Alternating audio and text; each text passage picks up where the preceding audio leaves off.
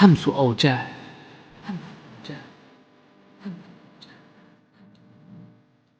أن نولد من جديد، أن تلتقط أرواحنا المنهكة أنفاسها قليلا، أن تضيء أنوار السعادة ذات يوم لتملأ حياتنا نشوة وسرورا.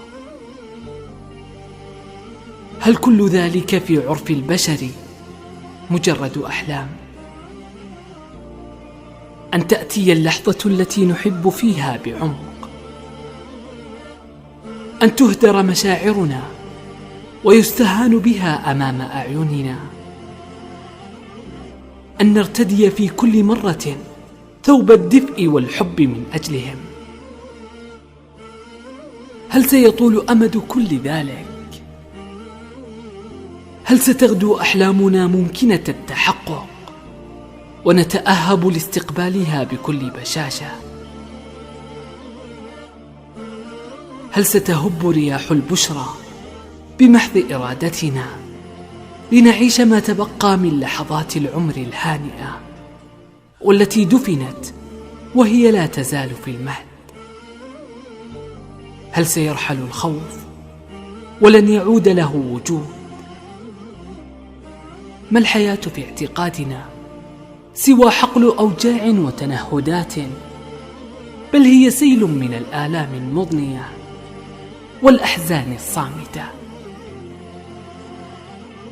كم نتمنى أن نعيش في عالم لا نرى فيه حتى خيالاتهم، نريد أن نقف على أقدامنا بمفردنا،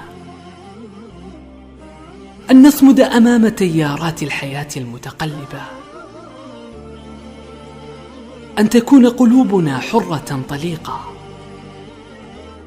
أن تمسي فارغة من سهام الغدر التي توجه إليها، لنغمر الكون فرحا بدونهم.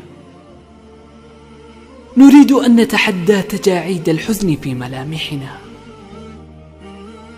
أن نترجم أحلامنا وتطلعاتنا لتصبح واقعا معاشا، أن نحول أتراحنا إلى ابتسامات وأفراح. نريد أن نحيي أزاهير قلوبنا ونهاجر معها بعيدا عن مملكة النكران التي يسكنونها، أن نلتقي يوما ما بمن يمسح دمعاتنا ويجعل منها بحرا من الأنس والضحكات العامرة. إلى متى ستظل أوجاعهم تهمس في آذاننا أن لا حياة إلا ببقائنا معهم؟ نحن في كل جزء من الثانية نعاني مرارا من تلك الأوهام البائسة، والتي لا تلبث في كل مرة أن تحرق كل أمل زرعناه بأعجوبة. متى تنتهي عذابات ذكرياتنا وتشفى تلك الجروح المتناثرة ونمسك بخيوط أمنياتنا وننطلق مع أول إشراقة نهار؟ متى تنتهي عذابات ذكرياتنا وتشفى تلك الجروح المتناثرة ونمسك بخيوط أمنياتنا وننطلق مع أول إشراقة نهار؟ بقلم جمال إسماعيل.